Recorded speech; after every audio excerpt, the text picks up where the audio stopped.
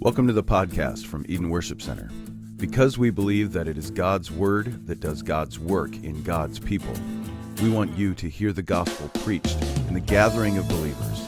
We want you to read it for yourself and to join us as we think together and talk together about the sermon from this past week and what's going on in our world. You can join the conversation by sending in your comments and questions to edenwc@hotmail.com. May God cause His Word to come alive in your heart today. Well, hey, welcome to our Midweek podcast, everybody. Woo-hoo. Pastor Matt here. Pastor John. All right. So we're following up a little bit this week from the conversation that we had on Sunday. Actually, it was less of a conversation. You basically just preached at us. Yeah, I have a tendency to do that. I can't help it sometimes. I was thinking about the change with having previously had a conversation with Destin and how we're kind of back on track to now talking about last Sunday's sermon. And then I described your sermon as a conversation, which... Well, it was a conversation with myself. Conversation with yourself.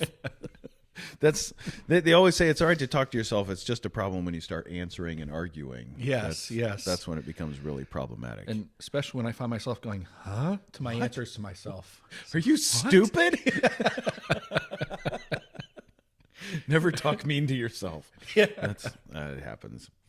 Anyways, I actually thought it was a fantastic sermon looking at Revelation 20 in particular, the sort of culmination of all these things. This sort of chapter that gets a lot of confusion attached to it, especially thinking about the millennium and the reign of Christ, and then you have this weird thing where Satan is bound and then released again, and like, what is going on? I mean, is it like a dog where, I mean, you got to let him out after a while. On his leash, yeah. Where Miriam and Josiah are on their honeymoon right now. They got married like a year and a half ago, but their honeymoon kept getting canceled and postponed and canceled and postponed, and he's just got out of the Marine Corps, and they're actually on the cruise right now. Which is kind of awesome. But we're watching their dogs, and it's been a little while since we've had dogs, and you got to let them out every once in a while, or there's consequences. I'm assuming when it's time to bring back in, it only takes one of you. Usually. Like just with the one angel. Right. So, right. Good. Yeah. Because we control them. Yes. Actually, if you have dogs, you become aware really fast. I don't control them. Yes. Like, man, we're lucky to keep up. But that's not what's happening in Revelation 20, as Satan is bound and sort of tossed into this dungeon for 1,000 years and then is released. For me, one of the difficult things, and we haven't even talked about this, but maybe some of your thoughts in prep for this, we're not actually given the why. No. God doesn't tell us why this is happening, what the purpose is behind it, which just leads to all kinds of what the church has been historically great at, crazy speculation. Right. And then we make a chart, and then we make a book, and then this is the way it is, and it has to be. And sell 1 million copies. Then we make a movie.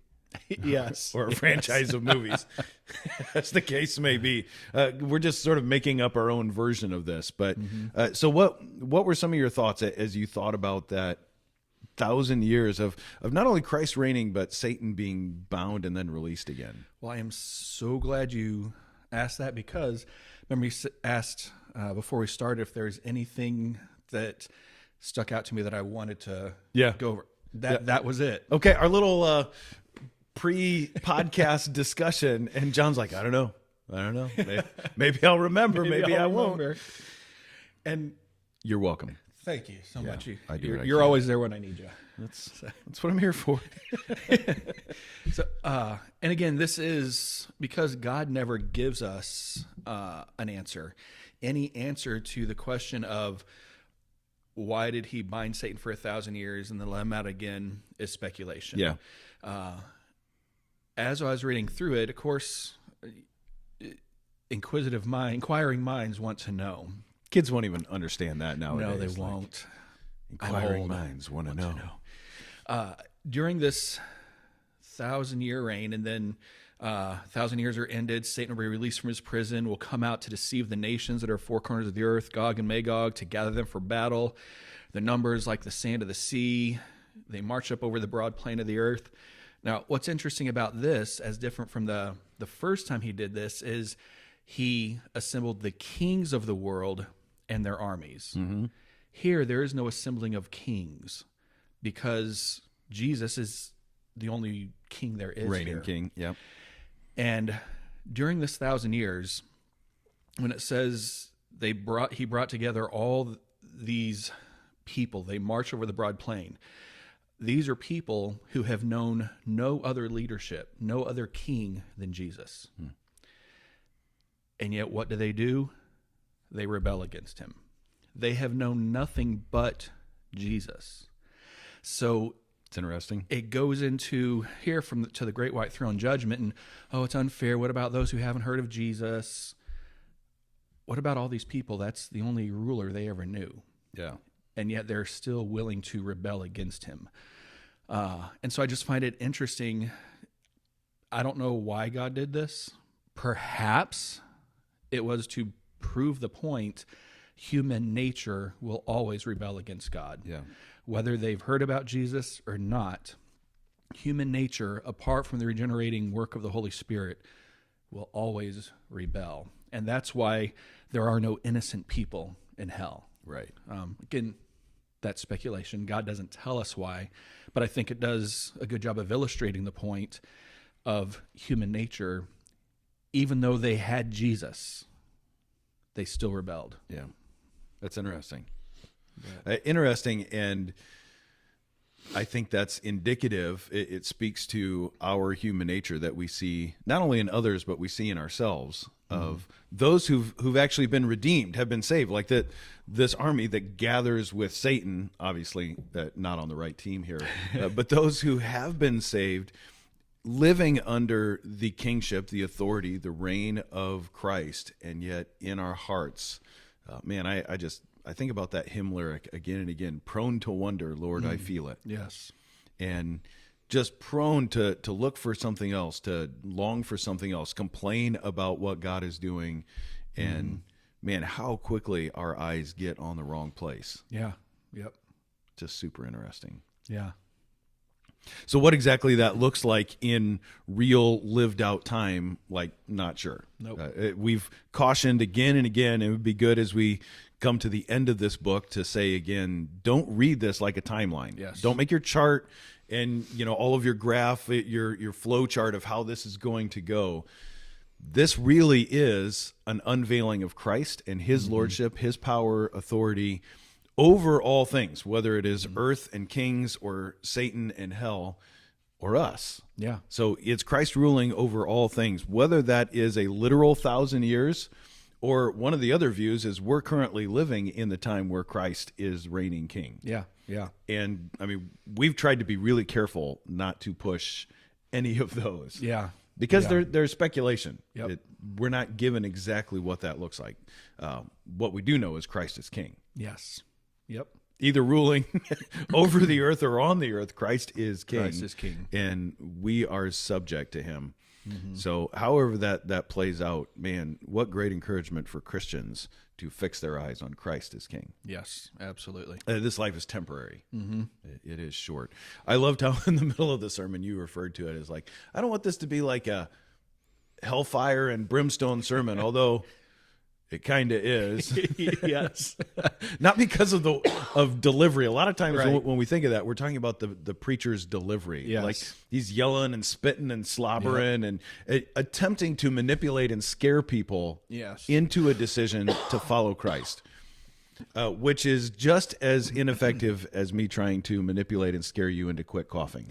Like, see, I just made you made me cough. by doing it. Nice. Man. But it really is Christ alone that saves. Salvation belongs to God. It doesn't belong to us. And if we coerce somebody into salvation, are they? Right. Or was it a manipulation of their emotions? Yeah, because we may be able to get people to act a certain way, behave a certain way, stop doing certain things, start doing other things, where they start looking like a Christian. You go, why are you a Christian? Then they have a whole list of things. Well, I come to church and I pray and I read my Bible and on the list goes, and yet none of those are able to save. Yeah. I'm reading a book now. I actually quoted it last week. I'll quote it again now because it goes perfect with this. He says, "Do's and don'ts accomplish nothing resembling biblical Christianity when they are detached from the done of the gospel." Yeah. And they've got their list of do's and don'ts, but they forgot the done of the work that Jesus did on the cross. That's what saves us. Yeah, if you lose that, all you have is an empty religion. Yeah. And the whole world is I was going to say it's filled with empty religions, but the whole world is an empty religion. Mm-hmm. So even atheists, their view of what is or isn't is in fact a religious system. Yeah. And it's empty, and it's full of do's and don'ts. Yes. Just look at our secular society, which has taken up the ludicrous phrase of canceling people. You can't cancel so stupid. It's like our whole world is a show, and we're going to cancel it. Mm-hmm. Just, even the way we talk about it is ridiculous. It is. But if you don't adhere to their orthodoxy, their rules, their do's and don'ts, we will religiously put you under discipline. Yeah, you're excommunicated. It's the exact same thing. We're just buying into, oh no, this isn't a religion, this is separate. Yeah. This is a separation of religion. Yeah, that's how it works. Mm-hmm. So want to get to the question. We had a question, and I think it's going to solicit quite a lengthy answer. Mm-hmm. But really, really good question in talking about this passage in Revelation 20, where you see the righteous unto salvation standing before the great white throne. That's how this chapter ends, the great white throne judgment. You see the wicked condemned to eternal judgment. But you have this idea of like life on earth, death, heaven, or hell, standing before God, right? So here's the question. Especially in the context of Christians dying and then entering into eternity. Why do we talk about people who die now as going to heaven now? When so much of the book of Revelation is figurative and dreamlike, why do we pick this part to be literal about? I've always believed that we rest and wait until Christ returns. So, good question. It's a good question from a couple angles. Number one, it picks on how do we interpret this book in the literal or figurative language that we see within it, right. And at what point do we really put our weight upon which is which? Mm-hmm. The other thing that I think it touches on that's really helpful about this is we all come to those decisions about reading and interpreting Scripture based on our own previous teaching, experience, presuppositions. So what I'm assuming to be true about the text and about Christianity, life in general, colors the way that I read, even when I'm trying really, really hard to read in context. Mm-hmm. And so if I've grown up believing in some sort of sleep or rest for those who have died in Christ, who then wait for his return, well, it changes, it colors a little bit of how I read this. Mm-hmm. So any answer just off the top of your head, not that you've prepared pages and pages of response? Well, let me see. I'll go to page 4 of my response. No. How spontaneous. Drawn from the wealth of wisdom buried within your soul. Yes. It's usually very well buried. Thanks to Thanksgiving and Christmas, I'm trying to bury it even deeper. Yes. Hidden within me. A cloak of adiposity. That's the way I like to say it. So nice. It sounds cool. So, known as soul sleep. It's not a new belief. It's been around for a while, the thought that when we die, we just rest or sleep until we're resurrected. There are several passages that come to mind. One, I would say this, I do not believe in soul sleep. And it's not because But you do believe in regular sleep. I do believe very much in regular sleep. Although the older I get, the less good at it I am. And I've been awake since 4. Because, it doesn't matter what time I go to bed. Boop, I'm up. So, yeah. This is terrible. I'm sorry. That's not on topic. But all of the old people are just like, yeah, that's me. Excuse me. it's not because of this passage. This isn't the passage I go to say, oh no, there's no soul sleep. So again, it's a good question they sent us. Why do we choose this passage? This isn't actually the passage I choose to say not a believer in soul sleep. One of the most compelling passages for me is back in 2 Corinthians when Paul is talking in chapter 5. I think you're looking for chapter 5, verse 8. That's pretty good. Yeah. Man, you were there for me again. Just off the top of my head as I read it off the paper. That's why you're the lead pastor. I can read. He says, well, I guess I'll start in verse 6. He says, so we are always of good courage. And again, this is 2 Corinthians 5. We are always of good courage. We know that while we are at home in the body, we are away from the Lord. For we walk by faith, not by sight. Yes, we are of good courage, and we would rather be away from the body and at home with the Lord. So whether we are at home or away, we make it our aim to please him. And many people actually probably know this verse as absent from the body, present with the Lord. That's right. how it's often said. So Little King James action for you there. Yes. So he says there, away from the body is to be home with the Lord.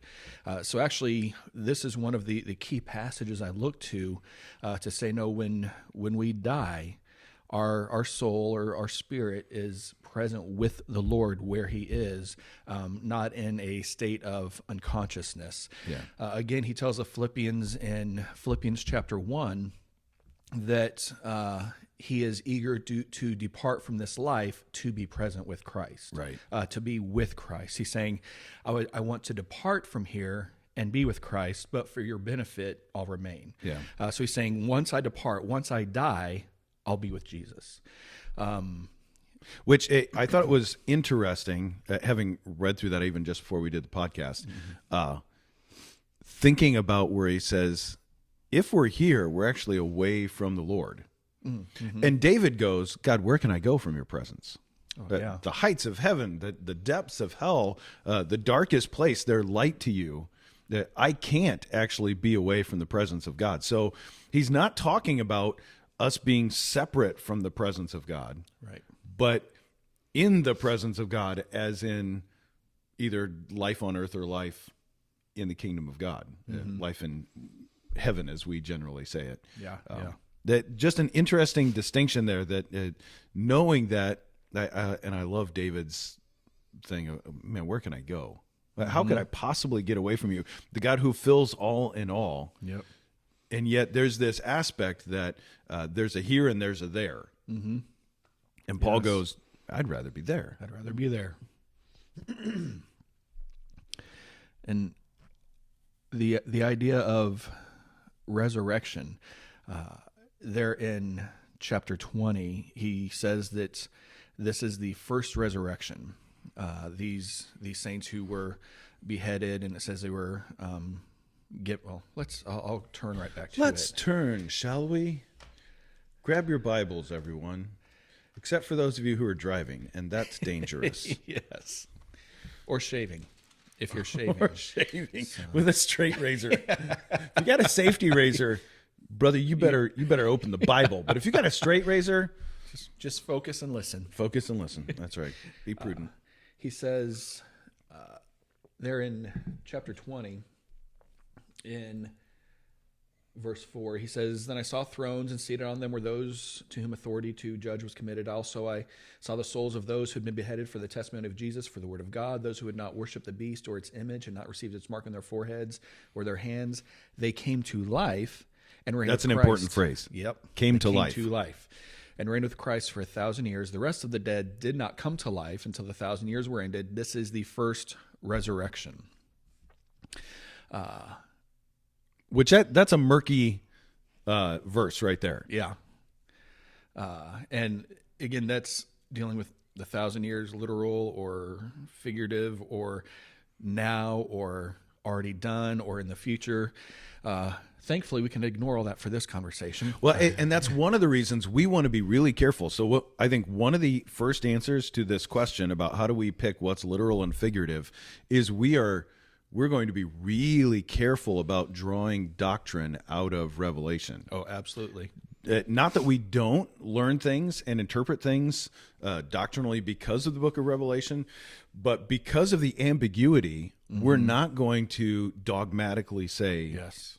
it's this and it works like this based on Revelation. Like as soon as we started talking about it, we started pointing to other scriptures. Yes. Because we actually want to draw it from the full counsel of God, not from a book that nobody's been able to agree on for 2,000 years, you know? Yes. So the first answer is we are going to make our best informed by the rest of Scripture guess about what is literal and figurative while just fixing our eyes on Christ as King and not draw these ideas of heaven and eternity based on this book. Yes.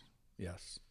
Yeah, and I think it's important for people to study it, and if they have an opinion on pre-mill, A-mill, post-mill, have your opinion based on your study, but you use a good word there, dogmatic. Yeah. This isn't a place to get dogmatic on. It's not a place to, it's not a cause for division. Yeah. If we disagree on when, where, how, why. Right. We're going to draw from other places where there is no disagreement, where it's to be absent from the body, as Paul said, is to be present with the Lord. Yes. As Jesus says to the thief on the cross, today you will be with me in paradise. Yes. Some of those references where there's no discussion, there's no debate, there's no disagreement. Right. Today you'll be with me in paradise. Yes. That's a short nap. Yeah. At best. Yes. Yes. And also, to be fair, there's a few different groups who talk about this, and we'll probably end up there. But groups we would strongly disagree with. Seventh-day Adventists, Jehovah's Witnesses, they both teach this idea of soul sleep, and so did Martin Luther, right? So at least partially, you know, you can read some of these things. In fact, the verses you just read in Revelation 20, if you go in with that mindset, you can see it there. Right. Right. And I think we have to acknowledge that because we don't want to be dogmatic when it comes to that. And we want to be careful while asserting, here's what we believe to be true. Yes. Yeah. And again, that's why go into other passages. And it's interesting, the passage you quoted, today you'll be with me in paradise, the Jehovah's Witnesses who believe in soul sleep actually twist that passage to where Jesus is saying, I tell you today, you will be with me in paradise. Instead of I tell you, today you'll be with me in paradise. Well, you have to. Like if you're going to be dogmatic about, if you're going to start with a presupposition, an assumption of what I believe, and then I'm going to make the scripture fit to it, then I have to, I got to read like gymnastics through God's word to try and make it fit to what I believe, rather than semper reformanda, always reforming myself, what I believe, what I think, what the church stands for, more and more faithful to Scripture. Yes. Yes. That one, now we'll still make mistakes. Right. Like, let's be honest, we're still going to make doctrinal mistakes. There's all kinds of churches and denominations who right now are making doctrinal mistakes. Give us time. Yep. Give us time and faithfulness. I look back at when I was young, some of the dumb things that I said and believed, and you can almost just see God shaking his head like, oh, good grief. And yet there was no lightning bolt.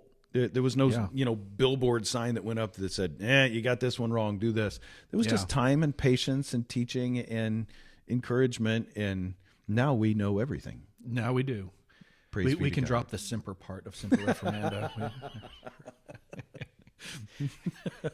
Now it's just be like us. Be like us. Yeah, it's like the old be like Mike thing, but it's be like us. So in this passage, came to life and resurrection are two very important phrases. Yeah, huge. Resurrection is not huge. unique. That was my to Donald this Trump passage. impersonation, but it was so terrible. I had to tell you it was an impersonation because I no missed one it. would I know. was looking at the page. I didn't I made get the to little see like circle thing. Oh. Like it's huge. Everyone agrees it's the best. I missed it. That's terrible. Don't. No. There's no. Scratch this part out of the podcast. So, yeah, the word resurrection, you can't resurrect something that isn't dead. Yeah. And so this is the bringing back to life of something that was dead. Now, even those who believe in soul sleep don't believe that the soul is dead. Right. That's a really important question. What is it that's dead? Mm-hmm. Good. And it's obviously the body. When we look at Jesus, his body was in the grave for 3 days.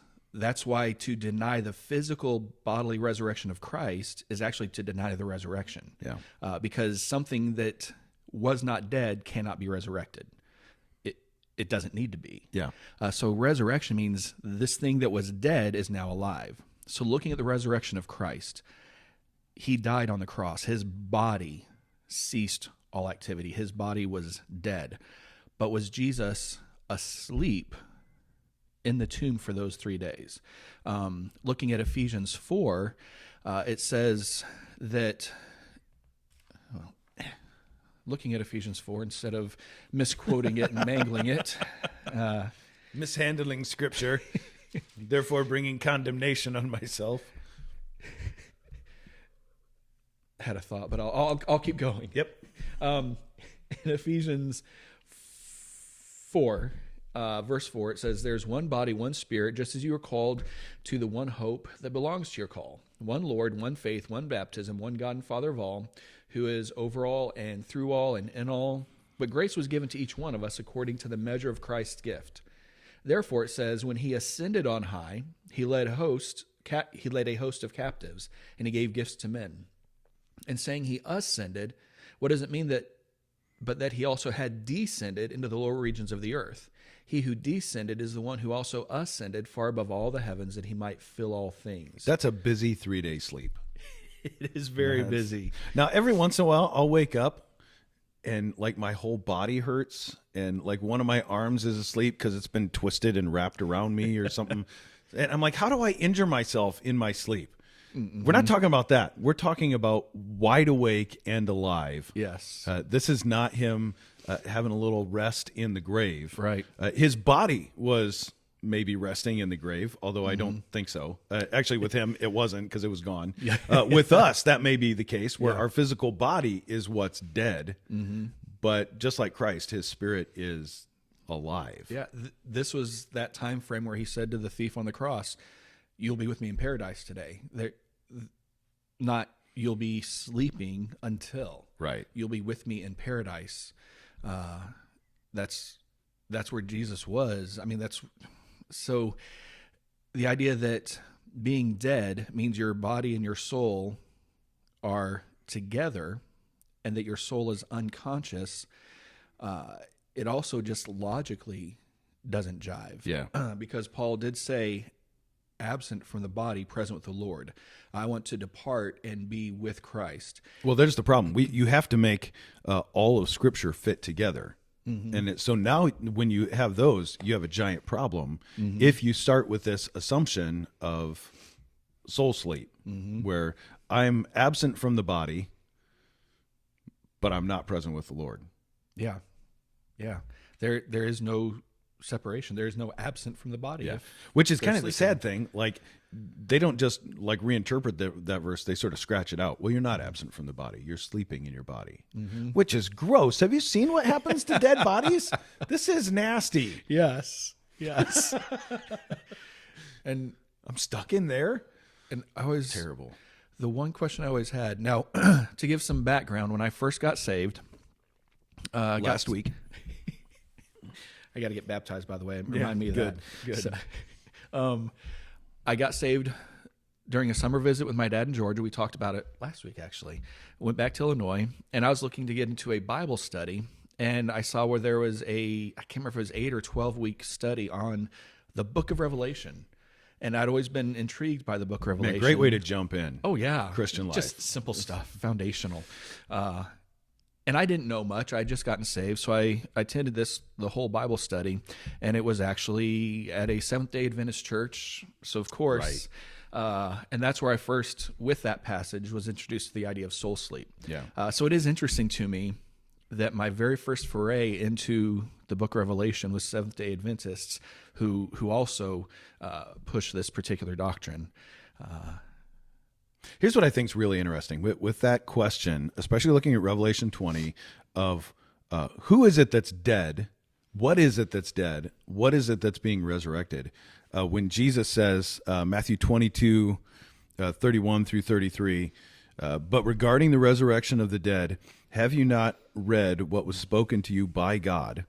I am the God of Abraham and the God of Isaac and the God of Jacob.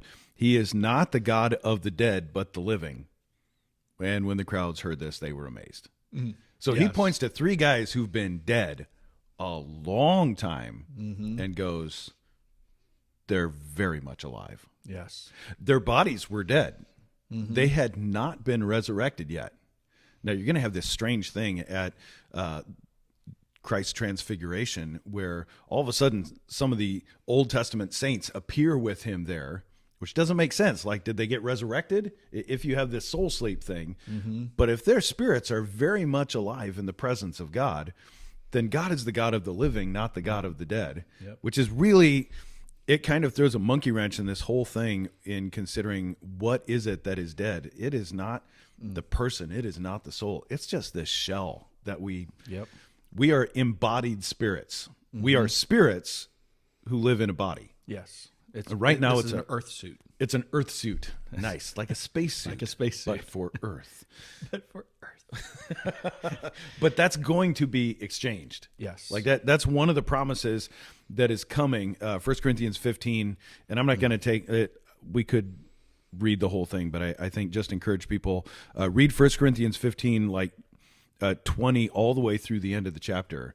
And listen to the argument that he makes about right now, this earth suit is mortal. It'll die. Mm-hmm. It's corruptible. There's coming a resurrection. That there will be a death with that. There's coming a resurrection where there's a new body. So he keeps contrasting an earthly body and a spiritual body. That these two things like coexist, and yet one sort of supersedes the other. And the irony in that is, and I think this is why we get bogged down in this stuff, is this earthly body, this earthly life seems like it's all there is. Right. And we can believe great things about God, and then one bad things happen in this earthly life to this earthly body, and we just lose it. We throw up our hands, and then people say stupid stuff like, well, I guess God doesn't love me. Mm-hmm. In essence, well, I guess the Bible's not true. Yep. Because we so quickly believe that this earthly life is all we have. Mm-hmm. And man, I think this study through Revelation that we've been doing is meant to encourage that guy, that woman who is going like, man, this life seems terrible. I'm struggling every day. I can't seem to pick my head up. Look to Christ. Yep. And there will come a day where every tear is dried. There's no more pain. There's no more death. No more mourning. That day's not today. Not today. Till that day, fix your eyes on Christ. Yep. He is the King. Yeah, I was just thinking about that, which is what you'll be preaching on Sunday. Yeah. Yep. Preview. Let's just make one more note about this. The North American Mission Board from the SBC has a really good article specifically looking at soul sleep and kind of refuting that with Scripture. So we're going to encourage you to check that out. I was going to say listen to it. You can, every once in a while, I'll have something like text on my phone, and you can do the thing where it reads it to you. Yes. Which is kind of fantastic. If you do that, listen to it. If not, read it like a normal person. But I'm going to put the link to that in the description of however you're catching this podcast, whether it's video or audio. So you can go to North American Mission Board, NAMB, and check that out. And you can read it out loud if you still want to listen to it. Oh, that's right. You don't even have to have tech. You can just read it. So seriously, I thought the sermon on Sunday was a masterful handling of some really difficult issues. When people start thinking, especially about Reformed theology, they begin to stumble over a couple areas. One is just a misrepresentation of salvation. The whole, like, those whom Christ saves, he keeps. So the perseverance of the saints. And the argument is like, well, what if somebody just prays a prayer and now they're a Christian and then they live like hell the rest of their life? Once saved, always saved. Like, oh, for Pete's sakes, that person who prayed a prayer was not saved. That's saved. The answer there. Yeah. Like, salvation will bear fruit in a person's life. So we aren't judging based on externals of what they say or what they do. We're encouraging people to repent, to confess their sin, to turn from their sin.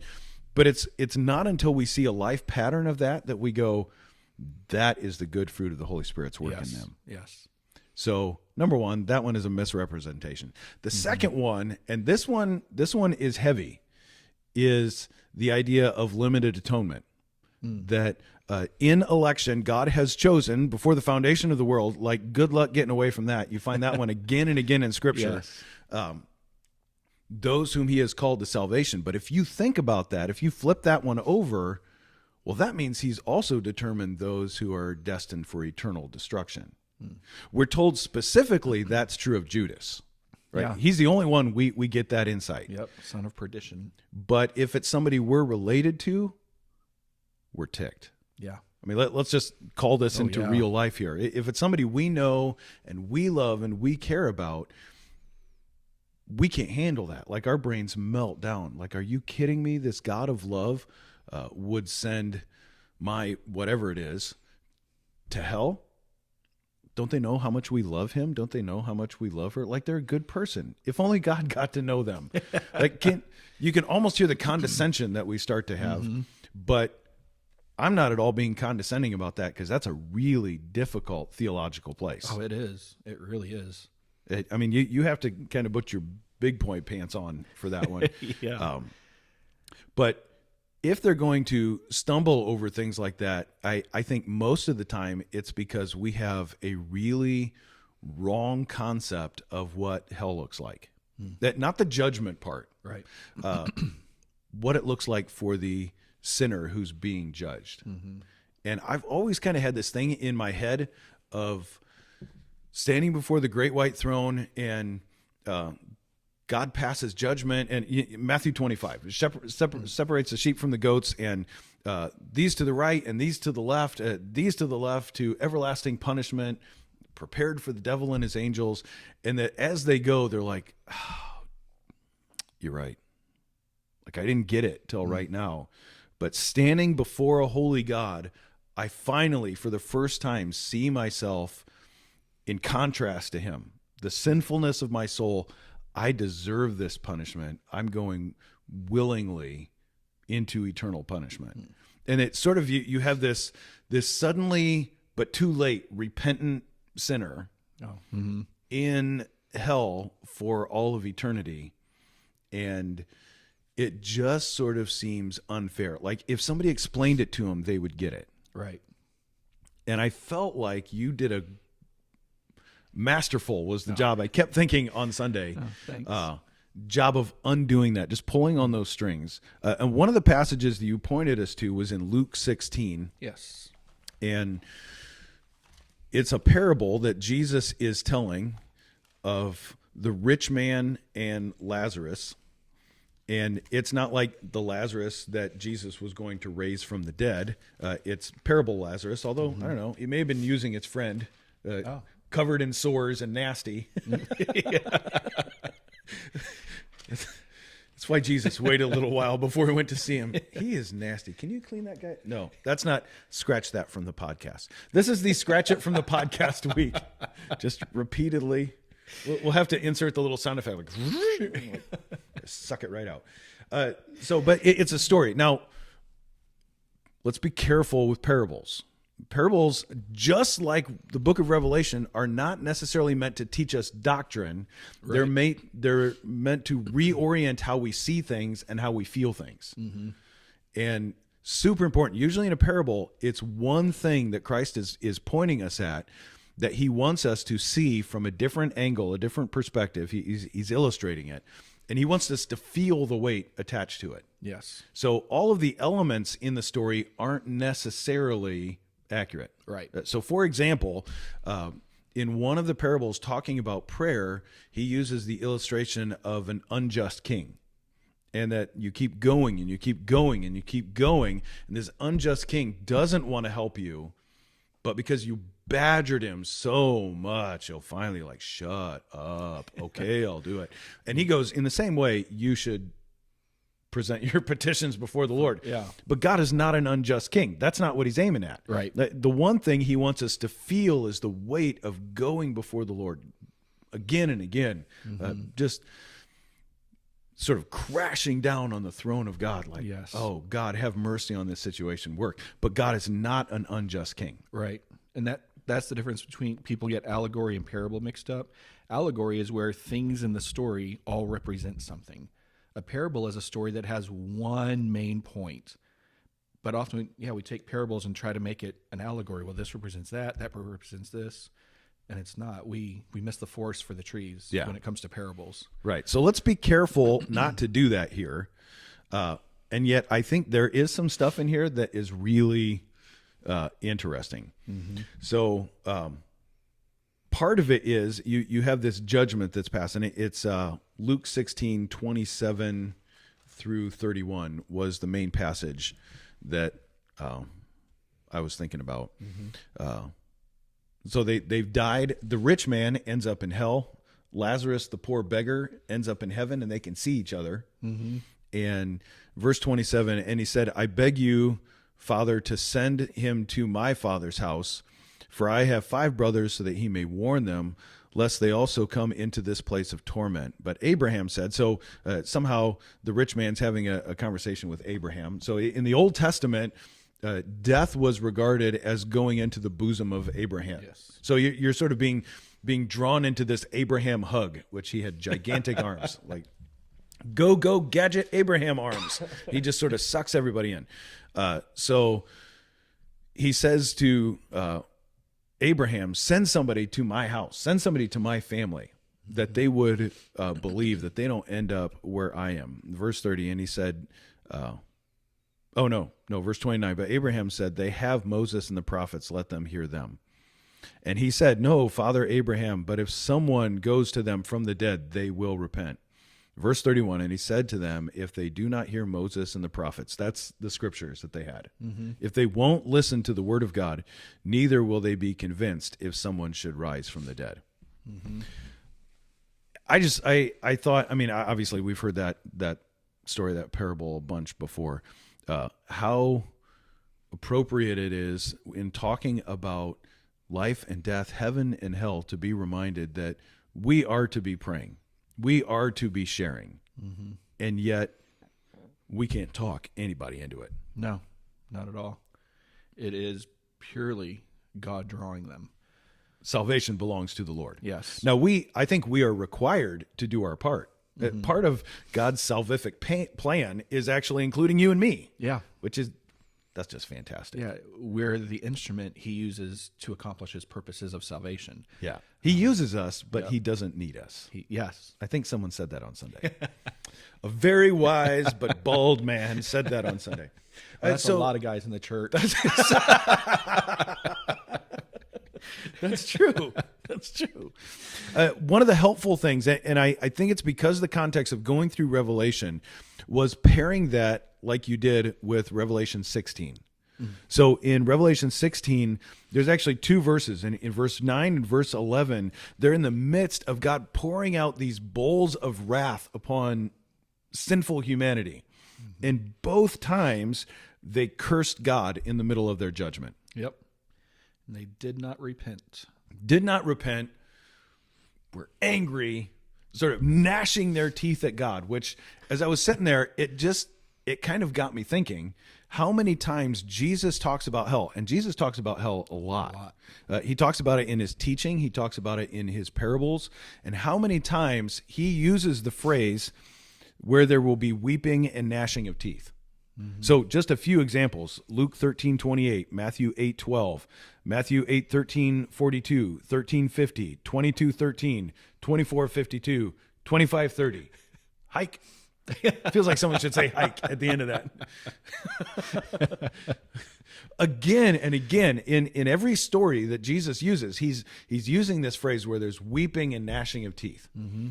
And again, so how we think about things, our assumptions color the way that we read it.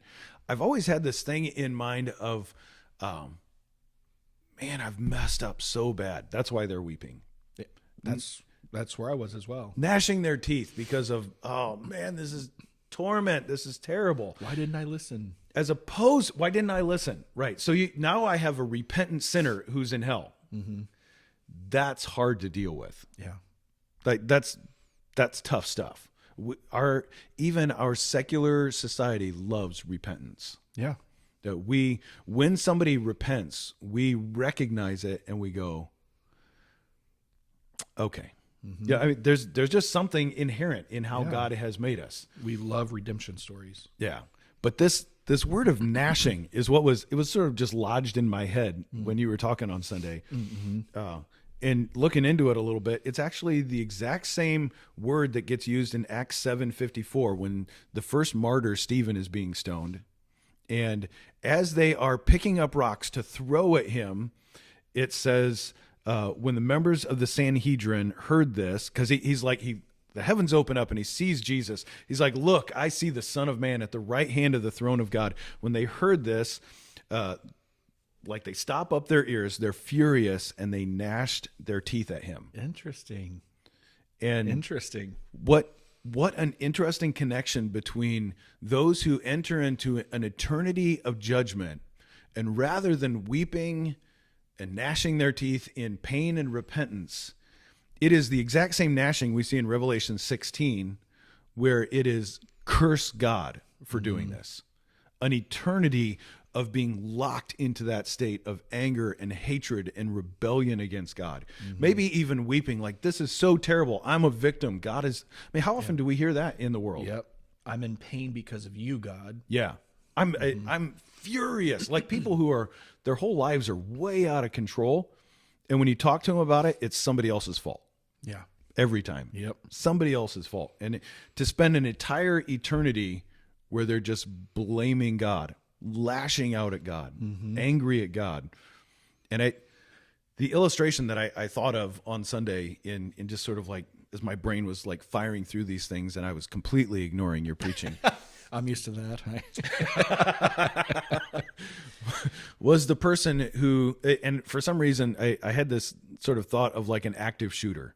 You know, the ultimate villain in our society right now, who active shooter takes these lives, is caught, and when they go to trial, and everybody's like, arguing both sides. Yeah, but he had a rough childhood. And then he gets on the stand and he just lays into it. It's because of you people. And it's, racist and, like just evil and prejudice just spewing out of this guy. And suddenly everybody who was kind of on his side is like, no, yep. Throw the book at him. Nope. Yep. And I think that's actually more going to be the case. Now, we can't see that right now because living in this body, this becomes most of what we see. But I think on the other side of eternity, when we rightly see with fully the mind of Christ, even the people that we love, we will look at those judgments and go, that was right and true and just. Absolutely. And we'll be part of that chorus that you find here at the end of Revelation, who goes, hallelujah, salvation and glory and power belong to our God because his judgments are true and just. Yep. Like that will actually lead us to worship.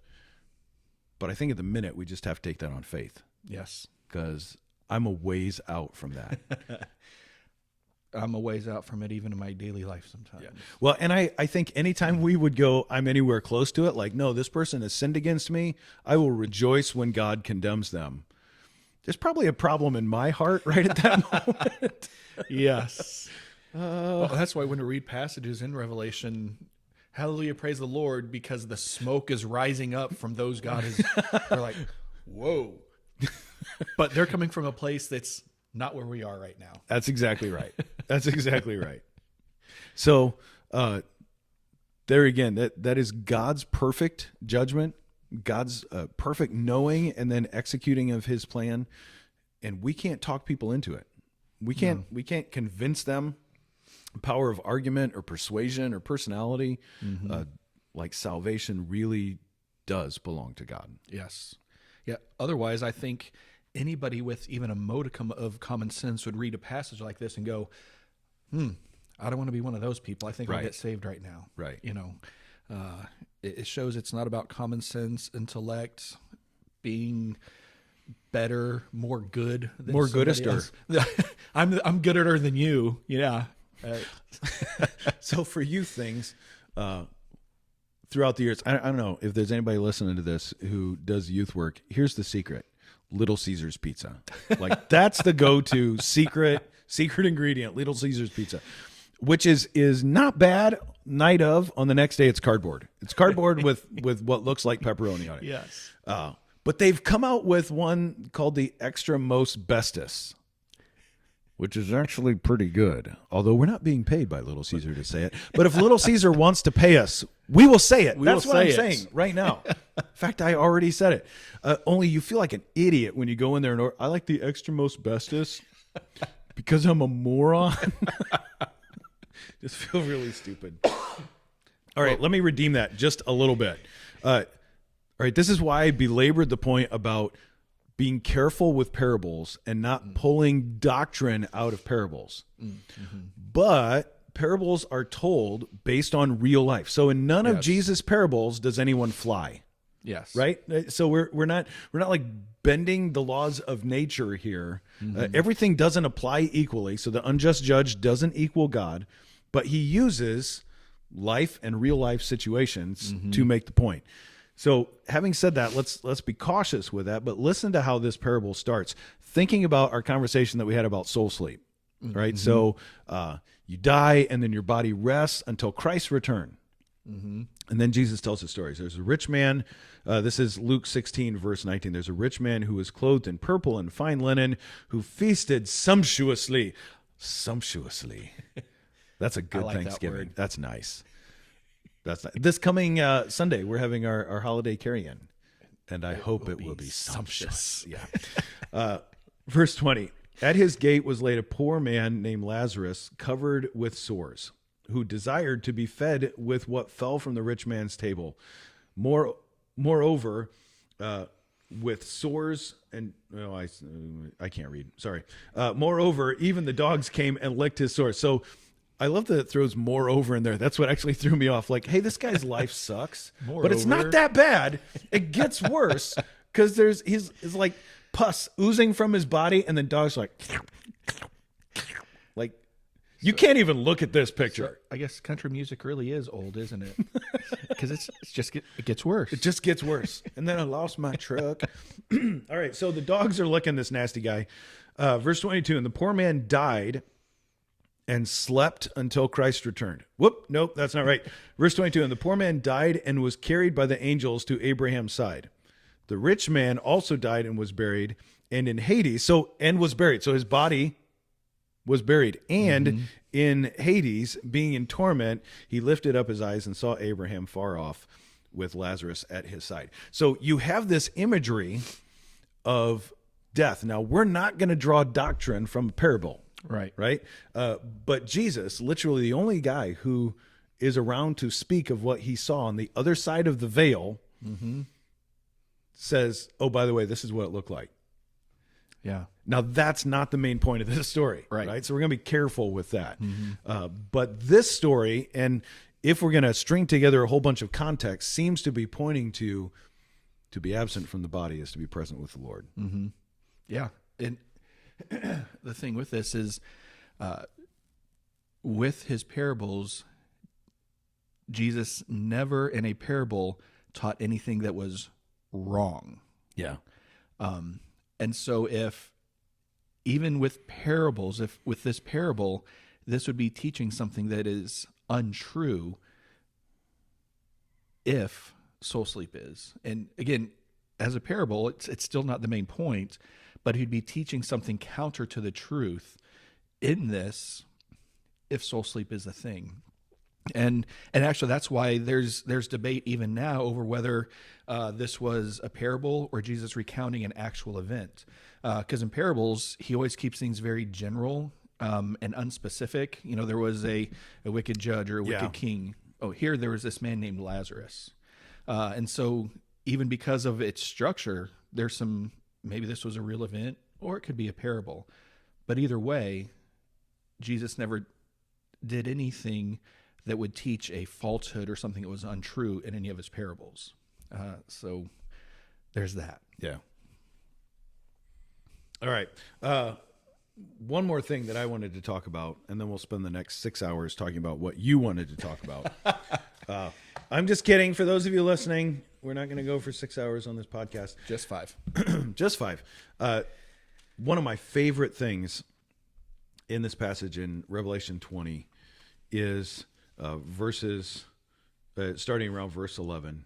This account of the great white throne, 11 through 15, where you have these set of books that are the deeds of mankind. All of my deeds, all of your deeds, all of everybody's deeds, right? And then next to them is another book. Yes. Not books, book. Mm-hmm. Like one. Verse 12, and I saw the dead, great and small, standing before the throne, and the books were open, so that's the deeds. And another book was opened, which is the book of life. And the dead were judged by what was written in the book. So now it's the books of the deeds and the book of life. Mm-hmm. What's written in them is what you're going to be judged on, according to what they had done. Now, if we didn't know what the book of life was, that's still a little scary. Oh yeah. If you don't trust in Christ, that should be still absolutely terrifying. Yep. And yet, it's probably because of we're moving up on the Christmas season here. Again, we have our holiday, Thanksgiving and Christmas carry-in meal, which, by the way, just a comment for all of you, put Christ back in Christmas. And, anytime you see Xmas and you're like, no. And anytime somebody says happy holidays. Yeah. All right, well, the word is actually the holy days. So we're saying that the birth of Christ is a holy day. Yeah, they're still accidentally getting right. So you just laugh at them. When they say that, you just laugh at them. The X actually represents Christ from the Greek language there. So everybody who does that is still accidentally getting right. Settle down, Christians. That's what I'm saying. Because I think we're coming up on Christmas, it made me think of sort of the Ebenezer Scrooge character, who just sits in his little office with his books and his counting house and, all of these things, all of these ledgers that he keeps. And I thought, man, what a beautiful picture that we have this giant stack of evidence against us. Giant. And then Scrooge opens up the book and looks for, all right, let's see, how much does he still owe? And then you get there and it says, paid in full. Paid in full. For those who are in Christ, paid in full. And then God, the good and righteous judge upon the throne, looks at it and says, based on what I've seen in these books, all of these deeds and all the judgment that's demanded of that, which has been paid in full, enter into your rest. Yes. Good and faithful servant, as opposed to, man, looking and then, Scrooge looks up. I don't know why Scrooge is in heaven here. It's the same reason like St. Peter is at the gate of heaven. The pearly gates. Yeah. Looks up and goes, yeah, his name's not in this book. And then you're just judged by that stack against you. And man, what a gracious picture of Christ's redemption. Because sometimes we can read verses like that. They're judged on what they've done and go like, well, how can it be salvation by grace alone if it's being judged by what they've done? Right. And the answer is because what they've done is they've trusted in Christ. Yeah. And his payment has been fully applied to their account. Yes. I mean, now, what I'm about to say is not biblical. So don't say, oh, this is what it is. Guys, this is John's last week on the podcast. Maybe. We'll see. You've got all these books that record all the deeds of every person, all these books, because every deed. And then you have the book of life that has one deed in it, Jesus on the cross. That's the one deed that Christians, that matters. Again, I'm not saying that's just me imagining, okay? Sanctified imagination. But yeah, that's the only deed that matters. You don't need a bunch of books for that. Yeah. It's one deed. Again, that's just me, sanctified imagination. Make that clear. So. What a great picture, though, of God's great and precious salvation.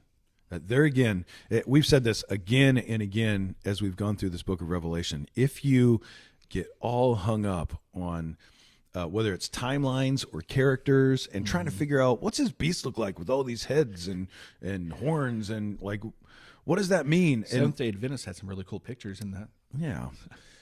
You're going to miss the glory of Christ's salvation. Yes. That's what we are meant to see, right? The very first words in this book, the revelation, the apocalypse, that's what that word means, revelation of Jesus Christ. Mm-hmm. And as soon as we look to something else, whether it's Satan, the beast, Armageddon, the rapture, which, by the way, didn't show up till the mid-1800s, or like, come on Sunday, we're going to talk about that one a little bit, or anything else that we find, characters and situations in this book, we will have accidentally taken our eyes off of Christ, who's meant to be the main character that we fixate upon as King of Kings and Lord of Lords. Yes. Which is why it begins with Christ and it's going to end with Christ. And everybody is going, even so, come quickly. Yeah. Yeah. So I love chapters 19 and 20. They just so vividly display the supremacy of Christ over everything. And it was interesting. I didn't share this on Sunday just because of time, but it talks about the great white throne and him who is seated on it. There are quite a few passages that speak where Jesus says that it was given to him to judge, that the Father gave it to him to judge, that he was the one who would judge the living and the dead. And so, again, 19 and 20 pointing to Christ on the throne. He is King of Kings. Just two great chapters to bring that all to a point before the end. Right. And beautiful when you think about the Bible describing Christ as our advocate before the Father. Yes. Which was a legal term for he's our attorney. He's the one arguing our case before the Father. Like, he's not only our defense attorney, he's the one who paid for the sentence, and he's the king on the throne. Yes. I think he's going to win. I think the deck is stacked in our favor. Yeah. Yeah. We don't have to hang out to see what the verdict's going to be. Yeah. We know Christ is king. Christ will be victorious. There is no jury. Yeah. So I think that's just a good reminder maybe for people who are struggling. There's certain times where these truths come easy to us. And, man, we're doing good, and everything seems to be just going as it should, in our opinion, in our lives. And there's other times where we're walking through a really dark and difficult period, and we somewhere in our head know Christ is king, and our hearts just don't feel it. And, man, I would just encourage those of you who are listening to this today, especially if you're that guy, you're that girl, set your hope in even that which you can't feel. Yes. Like, that's what all of Revelation is meant to make us do. For those of us who are still trapped in this mess, that we're actually supposed to go, yes, but Christ is king. Yes, I'm, got the stupid COVID, but Christ is king. I will trust in him. Our finances are a mess. Our marriage is a mess. Our children are a mess. My hair loss is a mess. Whatever it is a mess, and yet Christ is king. I had to throw a little levity in there because those are all kind of big depressing things. They are. And those big depressing things can seem super overwhelming when we're in the midst of it. So remind yourself that Christ is king. The second thing is talk to your brothers and sisters. Yep. Like, go to somebody else who is a solid Bible-believing, evangelical, that means gospel-centered, not the name of their church, Christian, and share your struggles so that they might point you towards faith in Christ. That's what Galatians 6 tells us, that we are to bear one another's burdens, but people can't bear our burdens if we're not sharing them with them. Yeah. Talk to your brothers and Invite sisters. them in. Invite them in. You don't have to walk through this alone. Good. Anything else you want to throw in, John?